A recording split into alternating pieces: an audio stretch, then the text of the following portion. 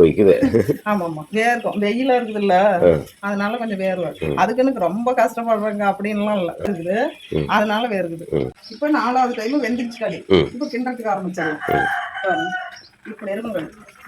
இப்போ இது மைய கிண்டணும்.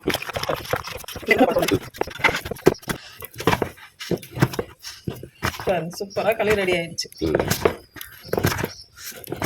களி வந்து இப்படி புதுசு புதுசுன்னு சவுண்டு வரணும்.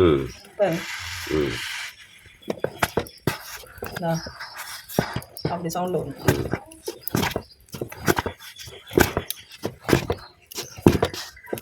இப்போ இறக்கிடலாம். அப்படியே பிடிச்சி எப்படி எப்படி வச்சாலும் இப்போ பாருங்க சூப்பராக களி ரெடி ஆயிடுச்சு.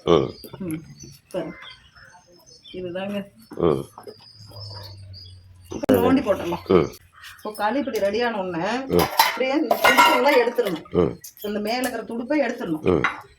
களி நல்லா அப்படி உருவி விட்டு, பாட்டிலாம் கையிலேயே அப்படி உருவி விடுவாங்க. நமக்கு கை தாங்காது.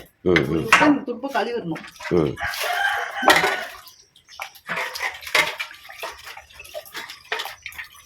களியை சுற்றி இது பண்ணி விட்டு இப்படி ஒரு துடுப்புல தான் அப்படி வைக்கணும்.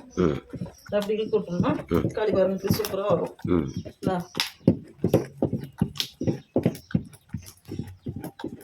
செஞ்சுட்டு இப்போ இதையும் எடுத்துடணும். இந்த துடுப்பையும் எடுத்துடணும்.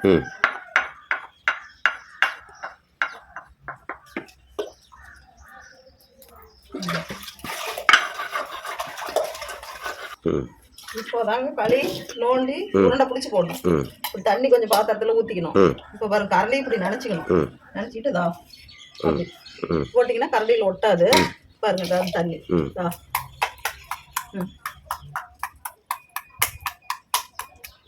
இப்படி பிடிக்கணும்.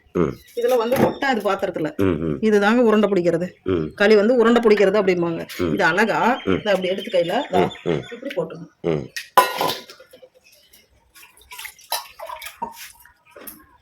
அழகா எடுத்து இப்படிதான் உருண்டை பிடிக்கணும். இது வந்து பாத்திரத்துல ஒட்டக்கூடாது களி, அப்பதான் அது நல்ல களி. இப்போ நம்ம கையில இப்படி பிடிச்சி சூடா தான் இருக்குது, இருந்தாலும் இப்படி போட்டோம்னா சூப்பரா இருக்கும். ஓகே. இப்போ எல்லாத்தையும் அதே போல உருண்டை பண்ணி அதில் போட்டுக்கலாம் ஹாட் பாக்ஸ்ல. இப்போ பாருங்க சுத்தமா களி வந்து நோண்டிய போட்டாச்சு, உருண்டை தட்டி போட்டாச்சு. சூப்பரான களி. இது அப்படியே சாப்பிட்டு விட்டு எடுத்தா சூப்பரா வந்துரும் களி. Okay okay. இப்போ எல்லாம் ரெடி பண்ணி வச்சிடலாம். இப்போ எல்லாம் ரெடி பண்ணியாச்சு. களி ரெடி ஆயிடுச்சு. இதை வந்து இப்படியே ஊற வச்சுட்டோமா, நாளைக்கு கழுவணும். கழுவுறது தான் பெரிய வேலை.